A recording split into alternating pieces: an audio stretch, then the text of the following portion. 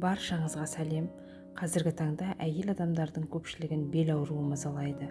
Аурудың алдын алу немесе бел ауруын жеңілдету мақсатында белге арналған жаттығулар кешенін ұсынамын. Йогаға арналған кілемшемізді жайып, ыңғайланып жатып, аяқтарымыздың ұшын 10 рет ішке қарай айналдырамыз.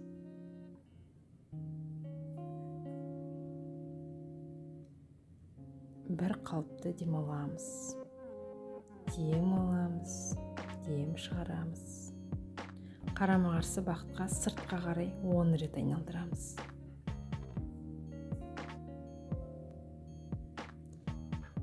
Әр жаттығуды ыңғайымызға қарай жаймен жасаймыз.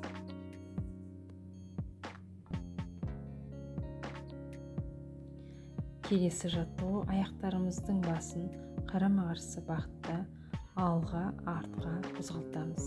Әр аяққа 10-10-нан 20 рет қайталанады.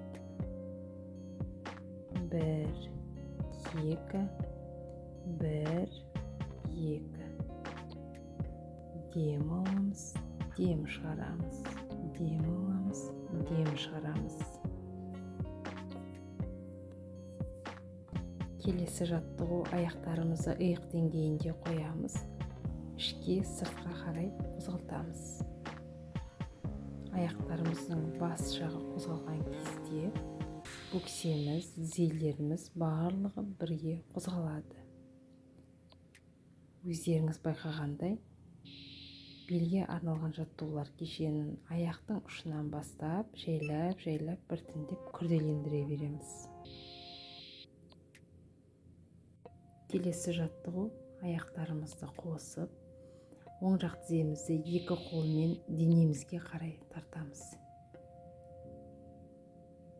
Қаттырақ тартамыз. 5 секунд ұстап жібереміз. Сол аяғымызды тартамыз екі қолменен өзімізге қарай. 5 секунд ұстаймыз, жібереміз.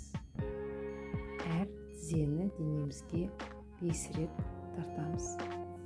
Тіземізді денемізге тартқан сайын тізе денеге жақындай түседі. Өздеріңіз байқайсыздар. Әр қадам сайын тізе денеге жақындай түседі. Қандай жаттығу жасасақ та, бір қалыпты демалуды ұмытпайық. Дем аламыз, дем шығарамыз. Дем аламыз, дем шығарамыз.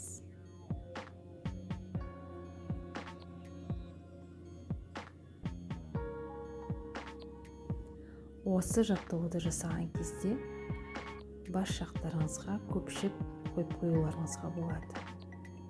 Әркімге қалай ыңғайлы.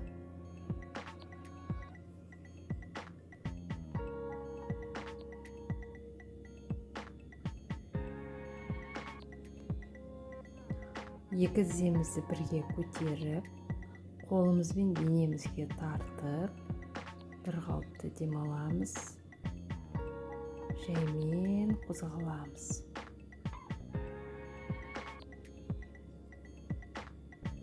Бұл жаттығуды бір емес, бірнеше рет жасауларыңызға болады.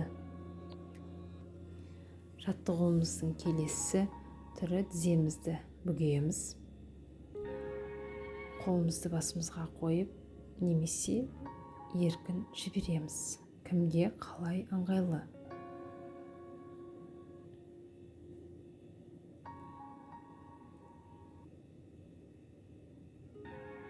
Тіземізді бөксемізбен бірге оң жаққа қарай бұрып, екі қолымыз екі жақта. Оң қолымызды бөксенің үстіне қойып, басымызды сол жаққа бұрамыз. Бұл жаттығудың жеңіл түрі. Жаймен дем алып, дем шығарамыз. 5 секунд. Қарама-қарсы бағытта қайталаймыз.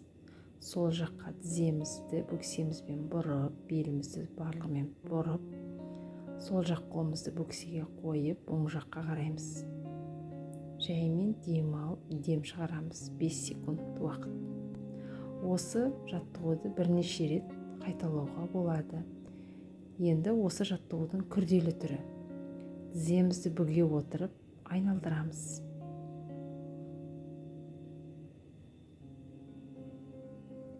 Оң жақ бағытта 5 рет, сол жақ бағытта 5 рет. Егерде бел омыртқаңыз қатты ауырып тұрса, онда жаттығудың жеңіл түрін жасаймыз. Жаңа бастапқыда көрсеткен.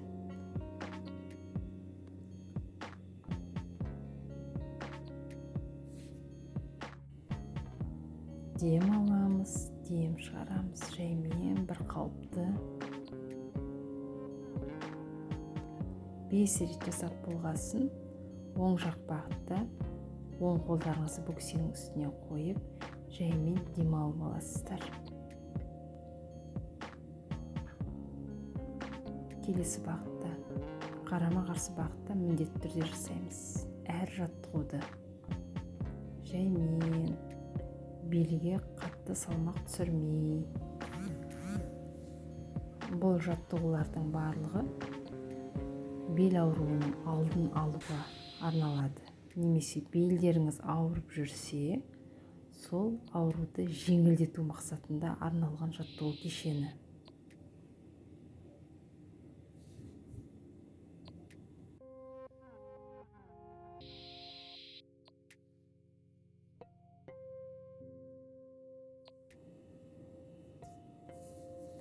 Жаттығу соңында жаймен дем алып аламыз.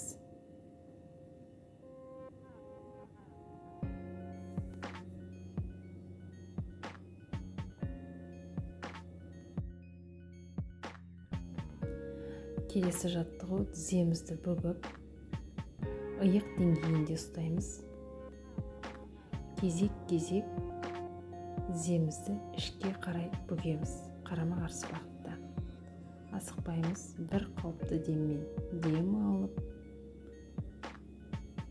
дем шығарамыз.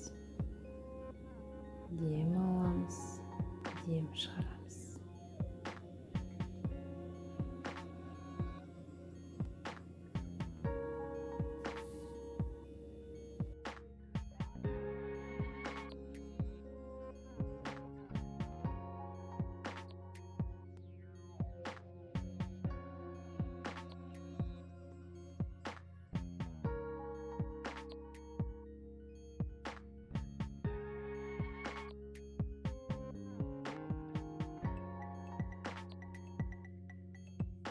Келесі жаттығуды жасау үшін йоганың тілінде мысық кейпінде тұрамыз.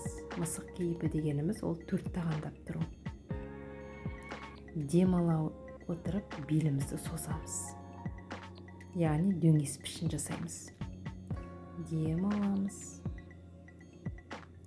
Дем шығарамыз, басымызды көтереміз. Дем аламыз, белімізді созамыз. Дөңес пішін жасаймыз, дөңгелек. Дем шығарамыз. Дем аламыз. Дем шығарамыз. Дем аламыз. Басымызды бұғамыз, түсіреміз төменге қарай, басымызды дем шығарған кезде жоғарыға көтереміз. 5 рет жасаймыз. Әркім өзінің ыңғайына қарай бір қалыпты жаймен белге салмақ түсірмей жасаймыз.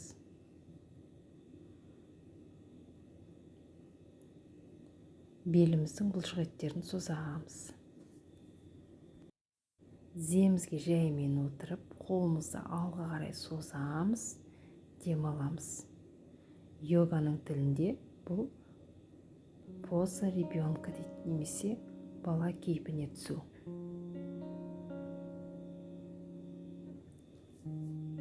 Йога ковригімізге ыңғайланып жатып, басымызды қолымызға қоямыз. Қай аяқ ыңғайлы, сол аяқтарыңыздан бастайсыздар бұл жаттығуды. 5 рет жоғарыға қарай көтереміз. Көтереміз, түсіреміз. Дем аламыз, дем шығарамыз. Дем аламыз, дем шығарамыз. Келесі аяққа да 5 рет жасаймыз.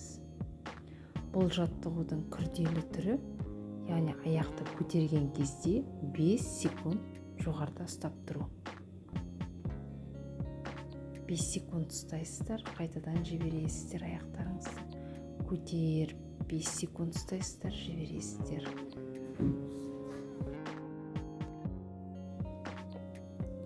Оң аяғымыздың тізесін бүгіп, белгісіз бір затты көтерген кейіпте бөксемізді жоғарыға қарай көтереміз. 5 рет. Бұл жаттығу күрделі. Егер де күнделікті 10-15 минут уақыттарыңызды бөліп, осы жаттығуды жасайтын болсаңыздар, бірте-бірте үйреніп кетесіздер. Бастапқыда 5 рет емес, 2-2-ден жасауларыңызға болады. Келесі аяғыңыздың тізесін бүгіп, жоғарыға қарай көтереміз. 1, 2. Келесі жаттығу кешенін белі ауырып жүрген әр әйел адам жасау керек. Аяғымызды көтереміз. Аяғымызды түсірген кезде басымызды, денемізді көтереміз. Кезекпен кезек мұқият түсініп алайық. Аяғымызды көтереміз. Аяғымызды түсірген кезде денемізді көтереміз басымызбен бірге. Басымызды түсіреміз, аяғымызды көтереміз. Жаймен бірінші оң аяққа 5 рет жасап аламыз. Содан соң сол аяққа 5 рет жасаймыз.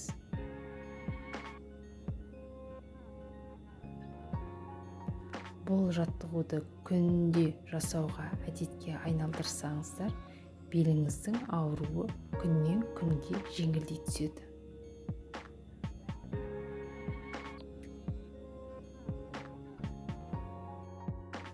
Аяғымызды көтереміз. Аяғымызды түсірген кезде басымызды, иықтарымызды көтереміз. Аяғымызды көтереміз. Басымызды көтереміз. Жаймен бір қалыпты дем ала отырып, дем шығара отырып жасаймыз.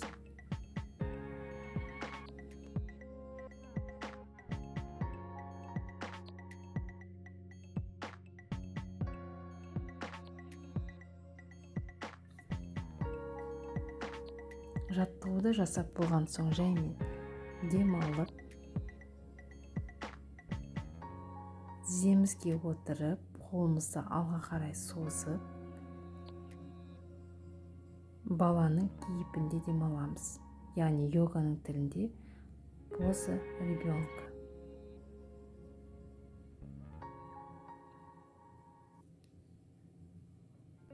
Жаттығуды аяғына дейін менімен бірге жасағаныңыз үшін көп-көп рахмет.